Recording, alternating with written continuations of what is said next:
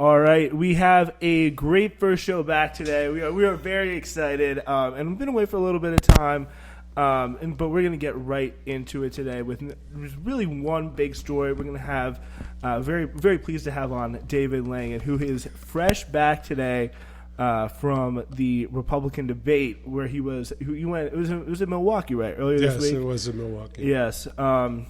And that was definitely a pretty interesting one. It was definitely more interesting than I thought, considering that Trump wasn't there. But yeah, pretty much today's episode, we're going to be talking to him about it. We're going to break it down, talk a little bit about the Republican field and just how that stands for the election in general, and what we learned from the debate about some of the various figures that are going to be taking major shaping the Republican, especially the Republican side, for the next few years for sure.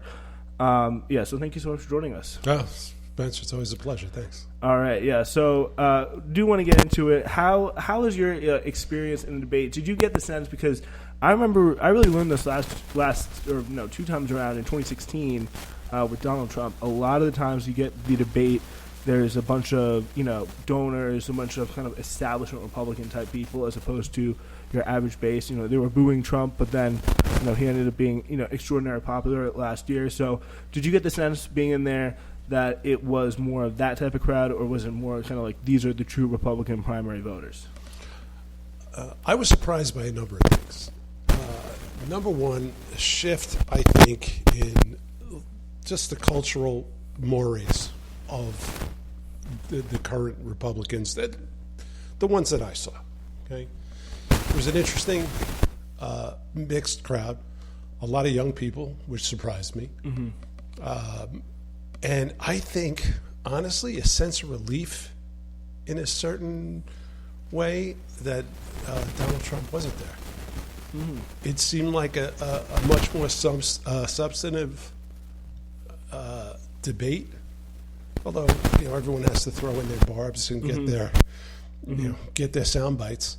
The debate itself was about actual issues rather than what was described as the massive elephant that wasn't in the room.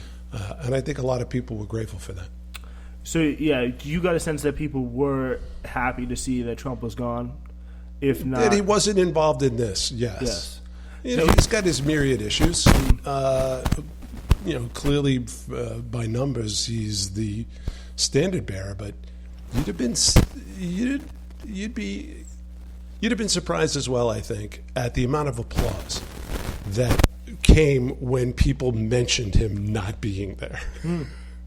Yeah, because there was a big because they had to, of course, because he's an issue for any that's on any Republican voter's mind. It did seem kind of it probably is going to end up being like a really irrelevant debate. But when they came out and they said, "Oh, we're talking about Trump, we're talking about the investigations. Should we pardon Trump or should we not?" There was a pretty big pop in the room for we shouldn't have the big elephant that's not in the room. The fact that he's not here, people seem pretty excited about that. Yeah, and I think that it gave a lot of other people a chance to express themselves and actually be heard. Because let's be honest, Donald Trump sucks up all of the coverage in any room he goes into, and my personal opinion is not a great thing to have that happen.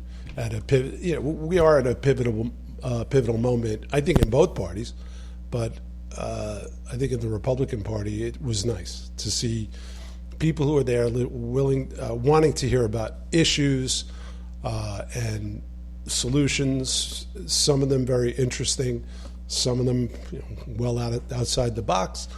There was a mix of old guard and newcomers, and I think a lot.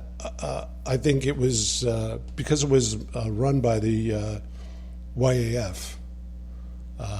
Like I said, a lot of young people who are really interested in the issues. They are tremendously interested. So did the crowd seem to be behind any one candidate in particular, or was it pretty evenly split? Well, everyone gets to invite their constituents, right? Yeah. And, full disclosure, I was there because someone from the Vivek Ramaswamy campaign offered me the ticket, and I was happy to go. And that's like you have a family member that works for one of his old companies? He does. He actually works for Vivek Ramaswamy on the campaign in a pretty integral role. So it's I got to see some of that from the inside of a campaign. I mean, I wasn't privy to a lot of things. I sort of intentionally didn't participate in some of the events. So you just kind of you just found your seat, just sat down, found our even though you were seats. invited to do more.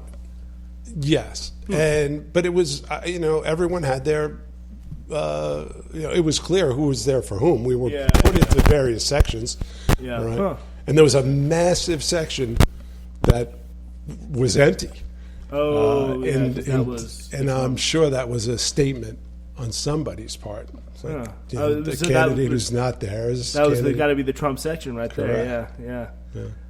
That's interesting. So, I thought it was very interesting. We were getting right into it that we, in terms of the substance debate. I'll just start with this. What was your big reaction? What were some of your main takeaways, just generally, that we can get into some more specific parts? The biggest, my biggest surprise was how far left on certain issues the Republican Party is moving. Nikki Haley cracked the seal on, I'm trying to remember who said it first. Start talking about abortion. Oh yeah, that was was it brought up as a question? It was brought up. I don't know if it was brought up, but I think Haley was definitely the strongest. Yes, and so it was Nikki Haley. It was the smart. So what she ended up saying was, "Listen, we're pro-life people in this room in general, but let's be honest. You're never gonna. That's been a right that has existed for decades, and most of Americans find they have no issue with a reasonable amount of time, to have an abortion. So let's face facts. Like, even though we would love there not to be any abortion in the country, we're going to have to compromise." And that went down well in the room too. And there were cheers from every section. Yeah, and that amazed me. And I wonder if you gave that speech in Iowa, though, would that have been the same? I don't know. Yeah. Right? And I'm hoping it would be the same, because then it would be that the Republican Party is finally waking up to the reality of real culture in America. Yeah. But like I said, I saw one debate in Milwaukee. I'm hoping to go to another one. I'm hoping to go to the one in California in a month. I just a lot of things. That in particular was it actually was gratifying. As a person who's, consider myself a conservative, but I'm I'm socially libertarian. I was happy to see that. Yeah, that definitely was a pretty big, kind of remarkable moment, and that's why you always, you're like, wow, you could be tempted to think, oh wow, that's a big response by one side. That's gonna be, but then you gotta, kind of the debate audience doesn't always reflect. And I think, it would be really smart. I do think, though, to give him credit, Trump was the first one on this who was really and I agree. Yeah, who was really like, this is not going to be a big winner. But then, she had that, and I think DeSantis also struck a pretty good middle line where he was like talking about this only helps the Democratic Party. But even Mike Pence, which he's right about, dyed in the wool, right to life, super religious guy, said, let's start at 15 weeks and let's see if we can run that through the Senate. That's what I'd like to see. Meanwhile, everyone professing their bona fide, I think anti-abortion. We had Pence and we had Scott.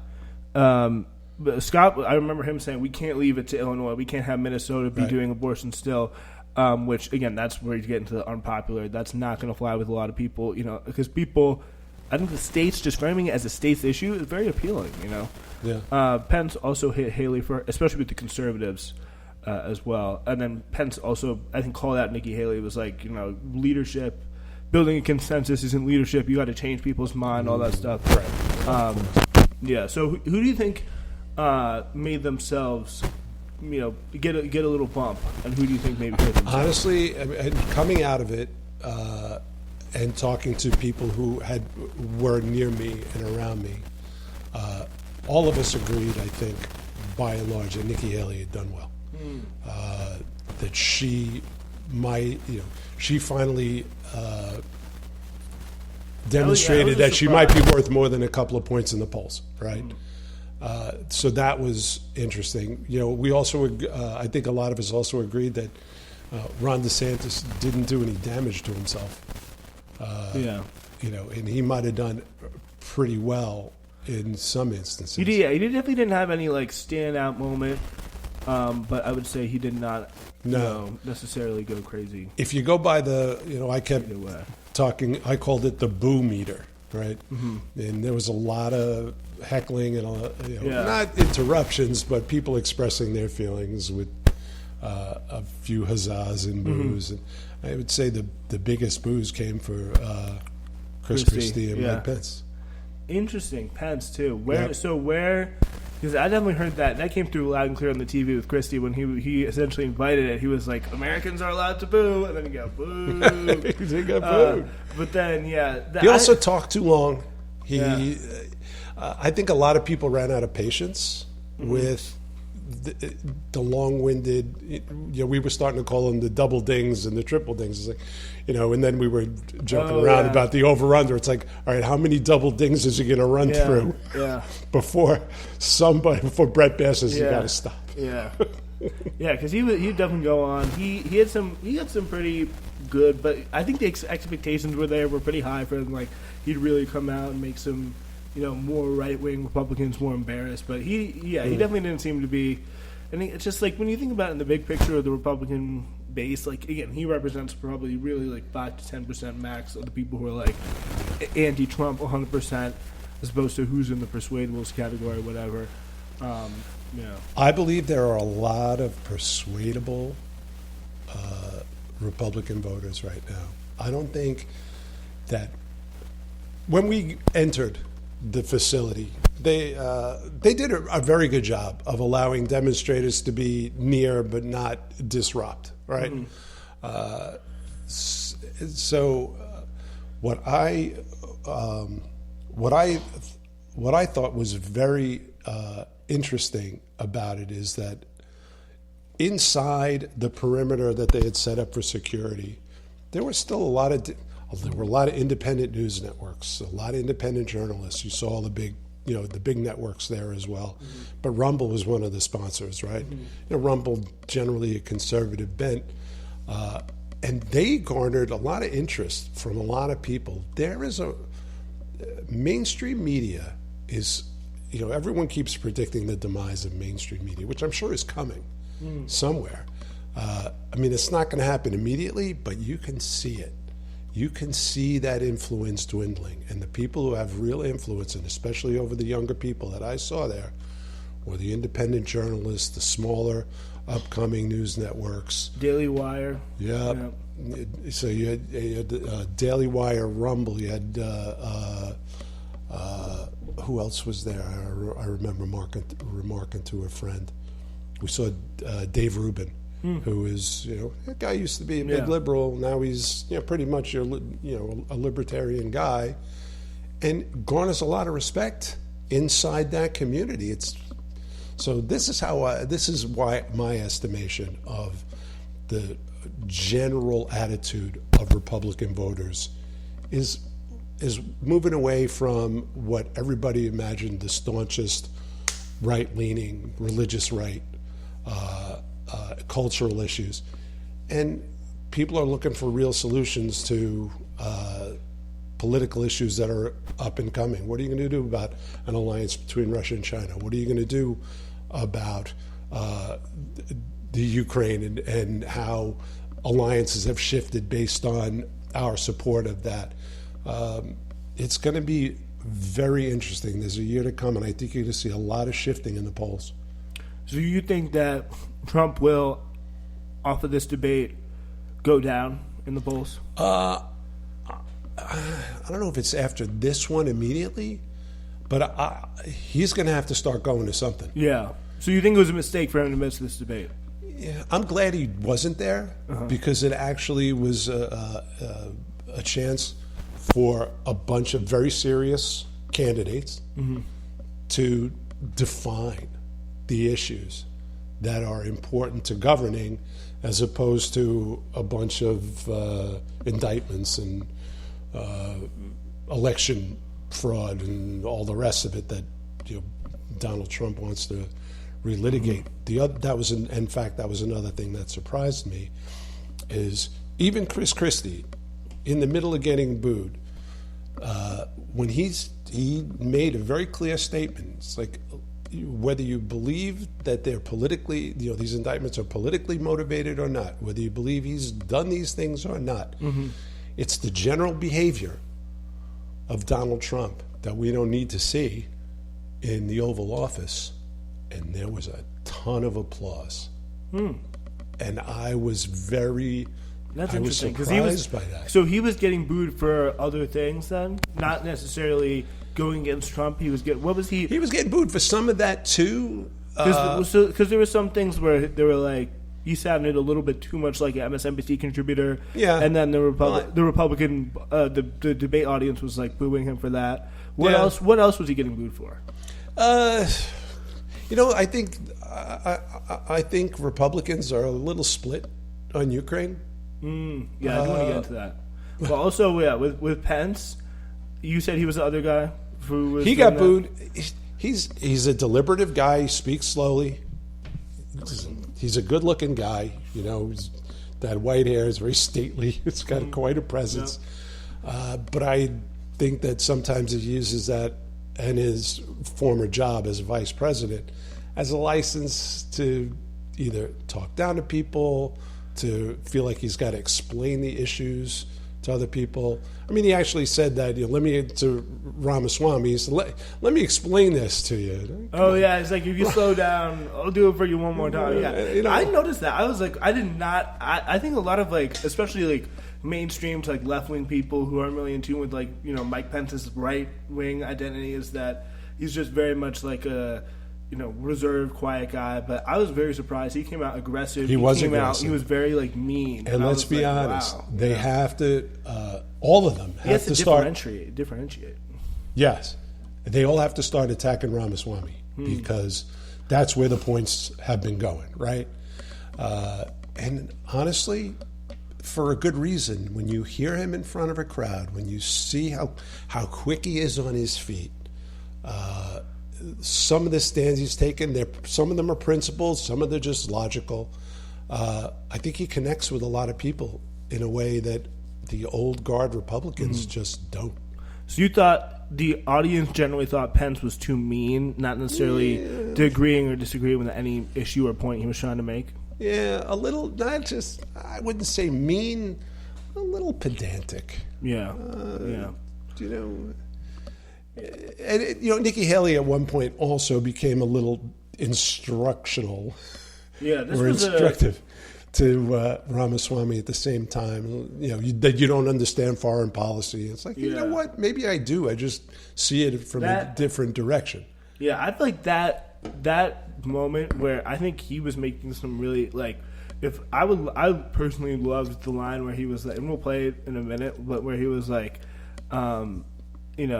Raytheon, like, I would enjoy. I wish you well in your careers on the board of Lockheed and Raytheon or something like that. Oh, I don't remember that. He said that to Nikki Haley, but then I think the audience drowning him out in response to that, and Nikki Haley getting so much applause for that was kind of a debate audience thing, because that just seemed to me like very, very much like, we know better than you, which is, I think, especially the way the Republican base is like the turn they're going. I don't think they like to be told, we're better than you. We know what to do. We know what's going on. We know how to make all the right decisions. So I don't think that necessarily played that well. But yeah, there is some, even though it may look like in the moment, like, wow, that did not look good for Vivek. They're all cheering over him. He's trying to get words out, but he's getting drowned out.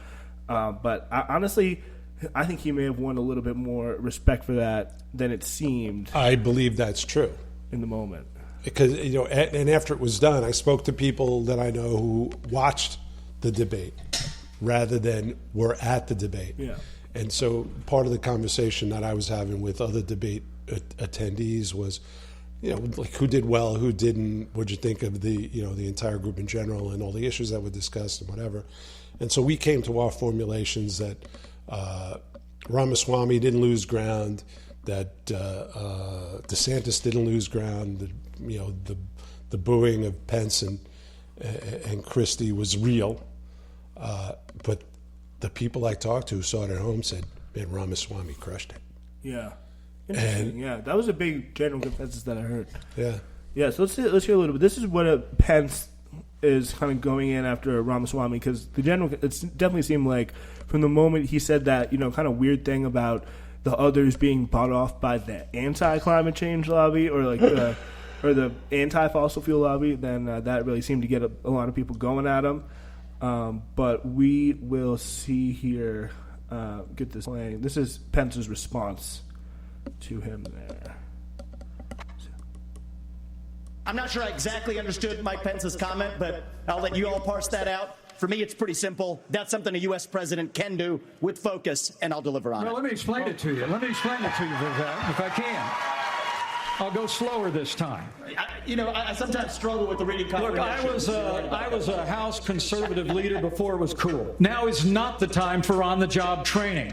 We don't need to bring in a rookie. We don't need to bring in people without experience. We need to bring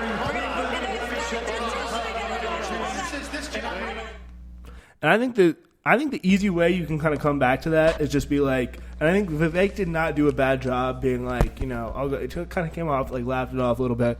Although but I would, if I were just peak, there, I would have been like, Donald Trump didn't need on-the-job training or something like that. Well, I think that's the thing that people are like, we don't need your qualifications, all that kind of stuff. And in a way, it's not popular. I think Vivek, he let the crowd speak for him on that, because Pence really did get slammed. Yeah, for that comment. That was what you're talking about. That where it was not popular in the moment.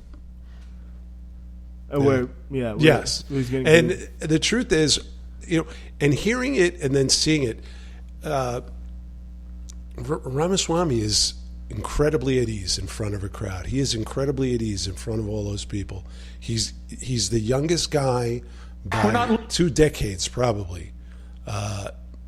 But still, I don't know. I think he's going to make some waves because he's a fearless debater.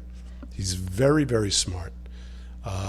And the reason I know anything about him is because I had been following him for years, even before he started doing this. Mm-hmm. And I'm not here to campaign for him. I'll call it as I see it.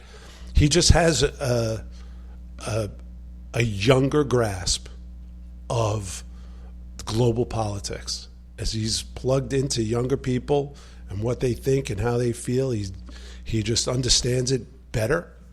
And he's not encumbered by the old alliances, and it's going to be interesting. Yeah, I think he would definitely.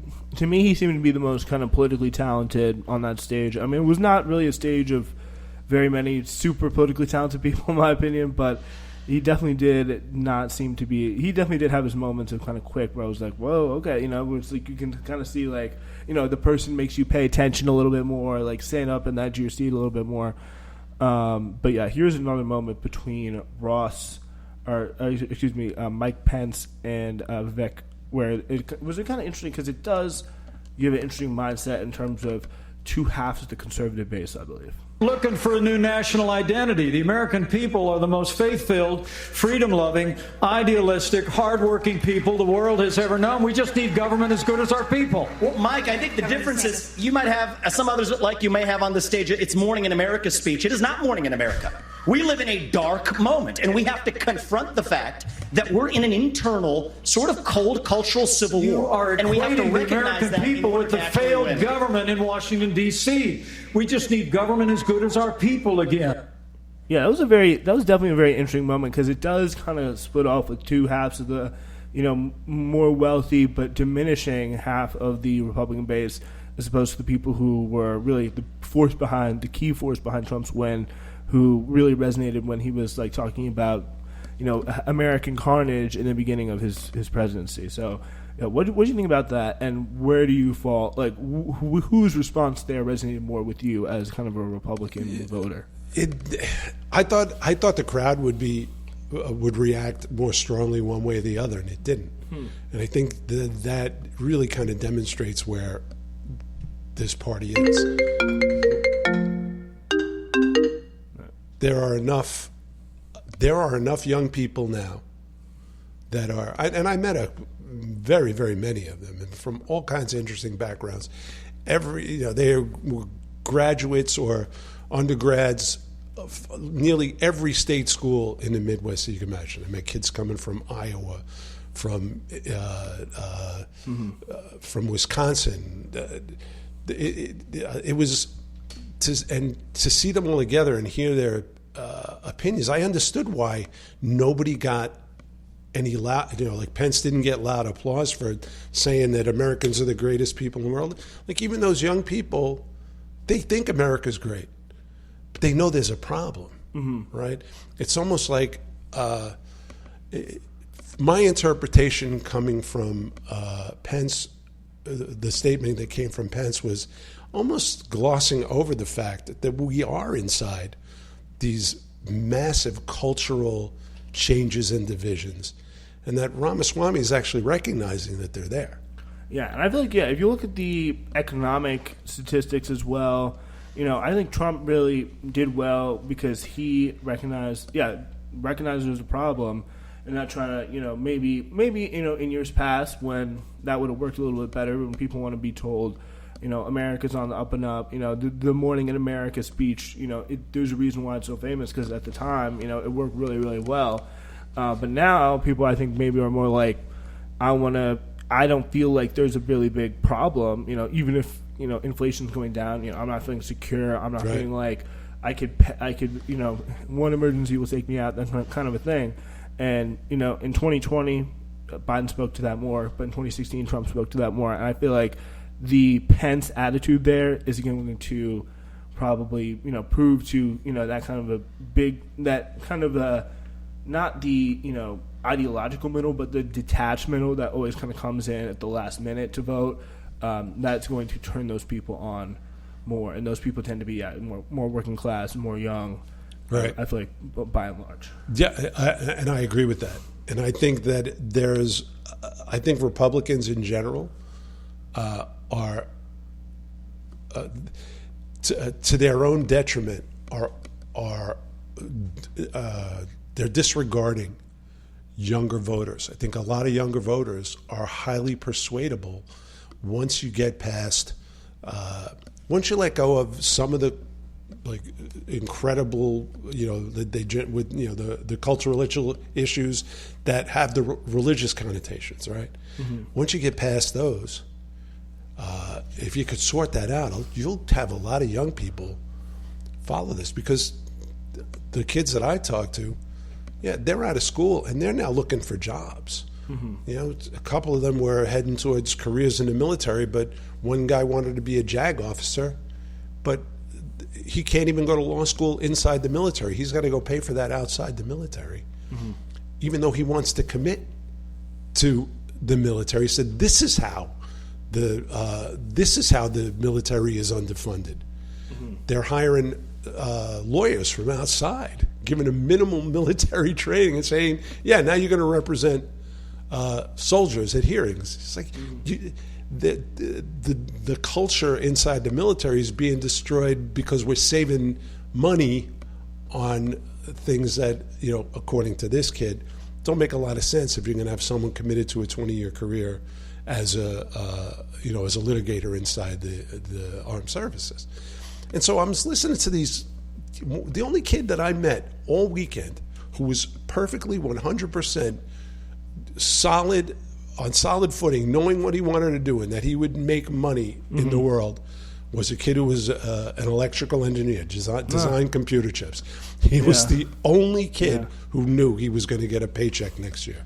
Yeah, that's something totally something to be said, and I think you don't have as much.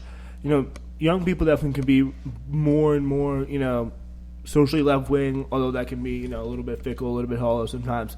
I feel like the way you can really win a lot of young people over, because also I feel like they have less kind of real ideological or like really deep kind of brand loyalty almost to the Democratic Party. You could just be like, we're not going to be too, I think with Trump it was like, we're not going to be too socially, extreme, but, and kind of a like you said, with the religious issues, the abortion, gay marriage, things like that. Even though, immigration certainly didn't help for a lot of young people, I think, but it did help with a lot of other parts of his base. But, and then you just got to give people, even at the very least, an acknowledgement that there is a little bit of a problem going on there. That is for sure. And another thing that surprised me, since you brought up immigration, if you just taken the temperature of the crowd that was there, by cheers and boos, according to statements of the candidates, immigration is a huge issue. I didn't remember it really being brought up too much. That surprised me. It got immigration issues. Oh no, that's true. I do remember it being got some of the loudest. Almost every candidate wants to reform it somehow, right? Some of the simplest things that people say is, if you just start enforcing the law, you're going to instantly affect the quantity of immigrants, right, coming across the southern border. And these were just simple lines. They're 100% true, right? If you enforce the law the way it's written, you'll decrease illegal immigration. And these were the cheers that came, and like unanimous. I don't care who anybody was supporting. Right, it was that was another surprise to me how big an issue, how resonant those parts of the discussions turned out to be for the crowd that was there. Yeah, because I remember that was such a big issue in 2016. Obviously, Trump making that such a big thing, kind of concurrently with it really going on. It's a big international issue, really. But I feel like that. Will definitely get people motivated, but I do kind of certainly see it maybe running into a little bit the same path to the abortion issue, because I feel like you can still do well with build the wall, do a lot of what Trump did, but when you're talking about drone strike, doing military operations within Mexico's borders to stop this stuff, especially when a lot of this fentanyl stuff comes through legal routes anyway. It's not like it's being snuck through some sort of secret way. They just got it taped under the van or something like that when they're going through the checkpoint. Right. I feel like if that starts to become a mainstream Republican position, I feel like it could be a more of a liability. But in the same way that abortion was, like they're overreaching a little bit too much. But I still, if they're going to stick towards a lot of what Trump was, I still think it's a little bit of a threat. And that's I think what is coming down to is that. By and large, the crowd that was there was appreciative of Trump policies, including foreign policies, the Abraham Accords, and his treatment of dictatorships around the world. And I think the current Republican electorate is looking for those policies in a non-volatile, more deliberative, more reasoned person. Yeah. And whether that will happen, I don't know. There's still a whole load of people who want to blow everything up. Right? Yeah, I think a big part of that appeal was that. And I think speaking of Trump's foreign policies versus the America First, more kind of populist foreign policy versus the neocon establishment foreign policy. This is a big moment where it kind of came up in the debate right here. This exchange between Nikki Haley and Vivek about Ukraine and just foreign policy A in win general. for Russia is a win for China. We have to know that. Ukraine is the first line of defense for us. And the problem that Vivek doesn't understand is he wants to hand Ukraine to Russia. He wants to let China eat Taiwan. He wants to go and stop funding Israel. You don't do that to friends. What you do instead is you have the backs of your friends. Ukraine is the front line of defense.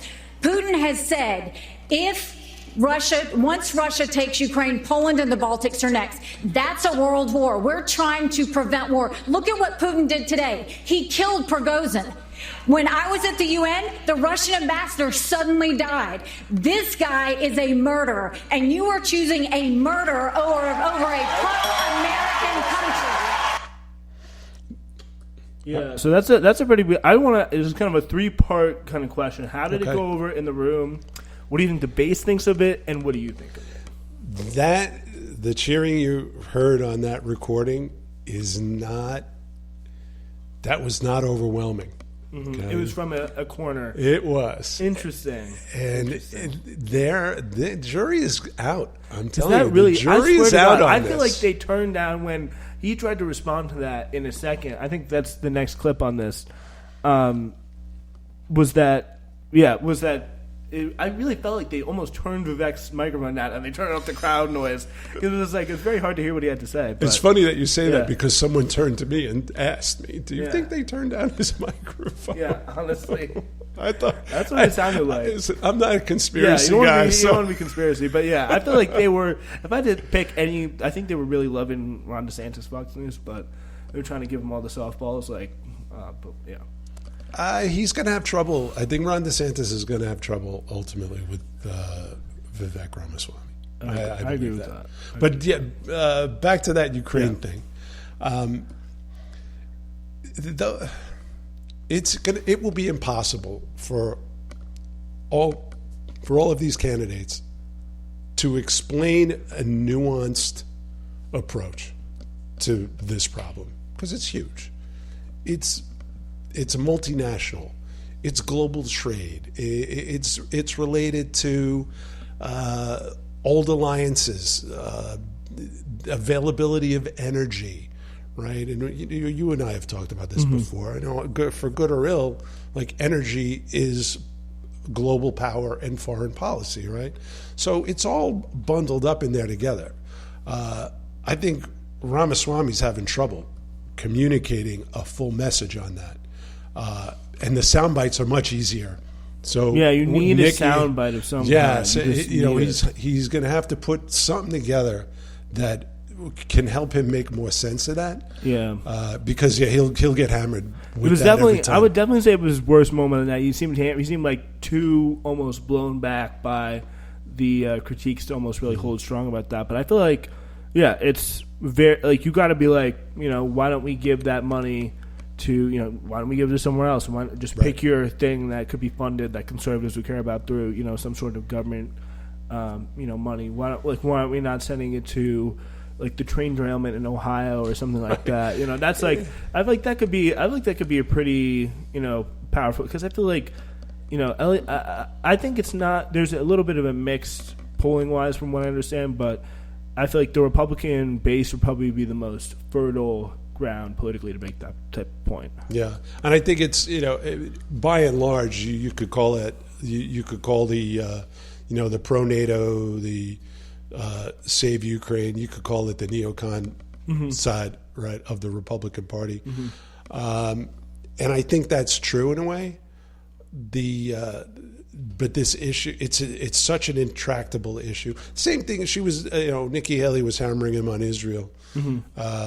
And he's definitely not an anti-Israel guy. So I was surprised to hear him kind of come out and say that, because it's very few people, especially on the right, are going to make that type of point. 100%. And so he's got listen. A political neophyte, right? He just happens to be a highly intelligent guy.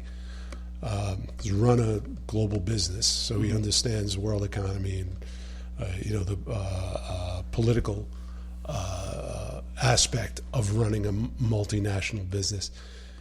Donald Trump had his moments as well. I think Ramaswamy is but I think he's a fast learner. Mm-hmm. I do believe that guys like Christie and Pence and even Nikki Haley, they can rely on the old guard support for certain issues. Nikki Haley is probably going to be the new old guard candidate from here on out, I think. Because I agree. Yeah. I agree. And that was the other thing that people did in the probably because Ramaswamy. a moment like that alone is probably all it takes for her to be like, okay, no, that's going to be someone who's going to be able to passionately defend what our priorities Right. are. But, one of Ramaswamy's comebacks could easily be, how did you get us here then? Like, if your solutions are so great, why are we here? Like, you had the opportunity that to would be avoid this. That would be a very Trumpian style 100%. You just turn like that around. Yeah, you could be right? like, if we're in such a... Because I think that's what, that's what he said to Hillary. Like, you've had 30 years of experience, and that's the same kind of logic that resonates with a lot of different people that, if you're really going for that Trump base as opposed to that old kind of suburban people that have been turning away from the Republicans, that's the way you want to go. And I think, it's definitely, which way do you go? But it certainly seems like they're going one way as opposed to the other, which is definitely, the more Trump path, because they're going to, probably, in all likelihood, nominate him again. Yes. Yeah. And, okay, so another word about all those young people that I met. And they, by the way, most of them, they were there pulling for Vivek. They were. So Vivek brought them there, or were they brought there through an organization or something like that? So the Young American, that's YAF, Ben Shapiro's associated with that. Yeah, he is in a way, but they're on all these college campuses, and they are tangentially connected also to various debate teams and other civic organizations. And I learned something I didn't know. It's these relationships inside these groups where the invitations flow. Oh yeah, right. That's so we'll make a college deal. Republicans. Yeah, we'll invite you to this thing if yeah. you have a couple of seats there, and and it was gratifying to me to see so many young people really, so interested and invested in the future of the country. It restored my faith in young people in general, but. Since we were talking about Nikki Haley, I believe that the Ramaswamy campaign, they were expecting to be barraged from Pence and from DeSantis. And I think they were taken a little by surprise at the ferocity of some of the Nikki Haley attacks. Yeah. But I think they'll remedy that too. So. No, I don't think... Yeah, maybe Haley goes up a little bit, but then I don't see her, I don't see a Trump person with the mindset of a Trump supporter, looking at her performance and saying, oh, I'm going to go switch to her now. If anything, go say, hey, I like this Ramaswamy guy. But well, then I think that's what you're seeing. I think that's the trend. That'll be if that keeps up. I don't know. I haven't seen too many polls post debate, but we will see. All right, this is another clip from kind of right around that time in the debate. This is another Ramaswamy versus Haley. Nikki, I wish you well in your future career on the boards of Lockheed and Raytheon. I'm not on but the fact of the matter, and Boeing came off of it. But you've been pushing this lie. You've been pushing this lie all week, Nikki. And this is where he just needs to go, Nikki. I'm talking, and that's what he needs to say.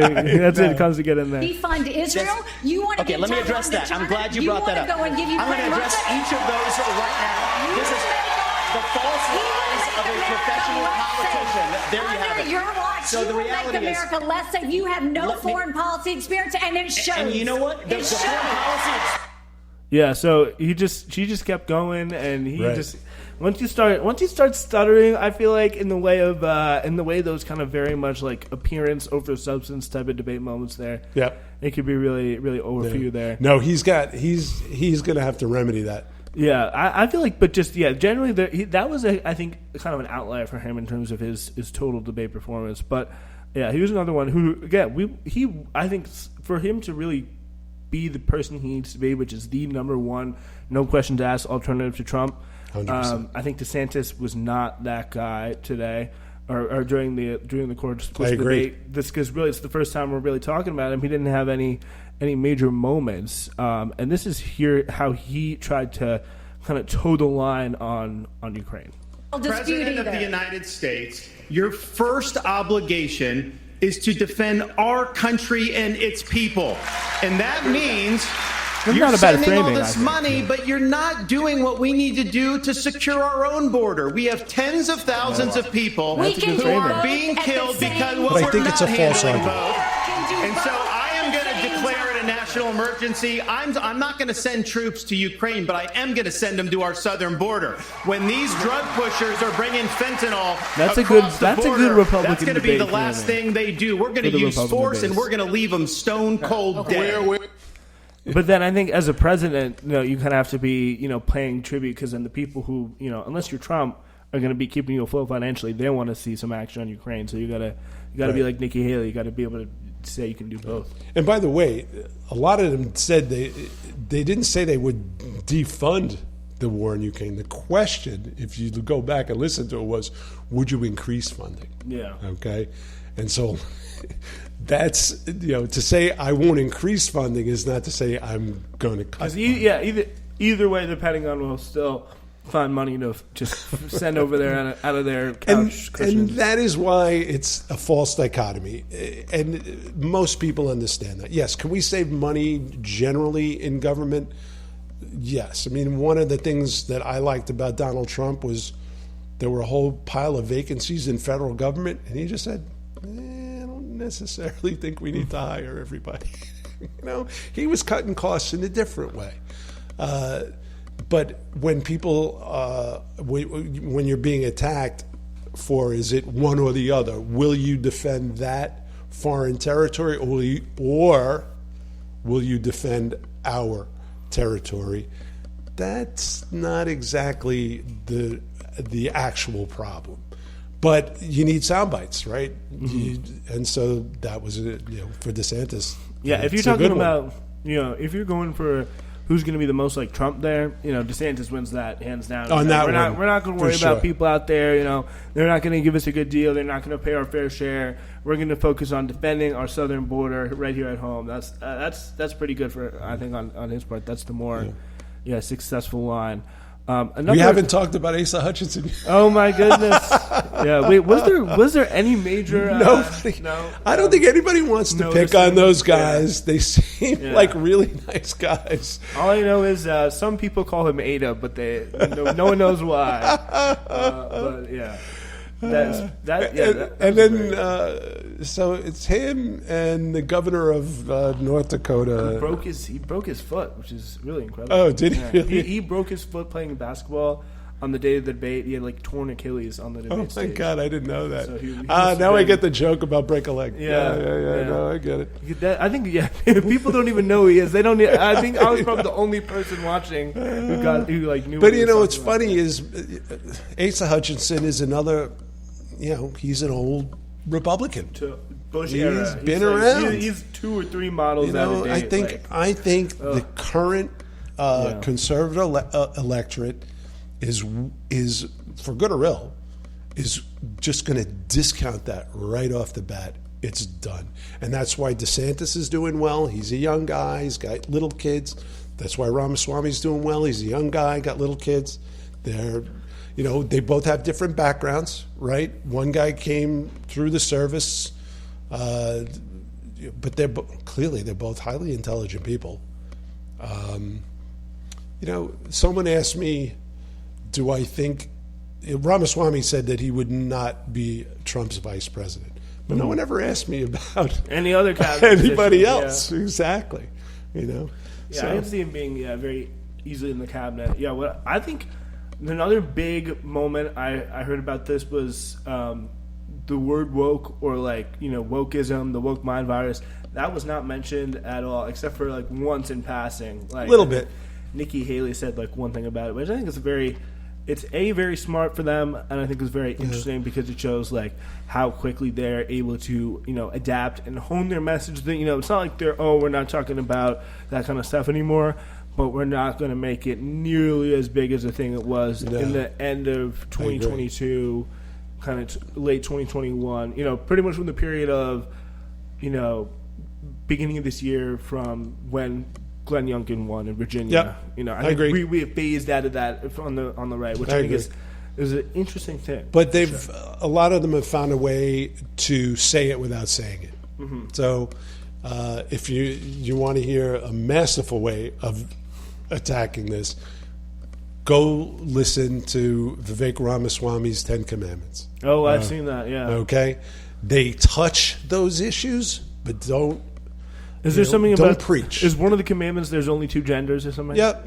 So that's one, right? Yeah. But I have to be honest. He's got a 30-second thumbnail that is hands down the best closing argument on that stage. It's effective.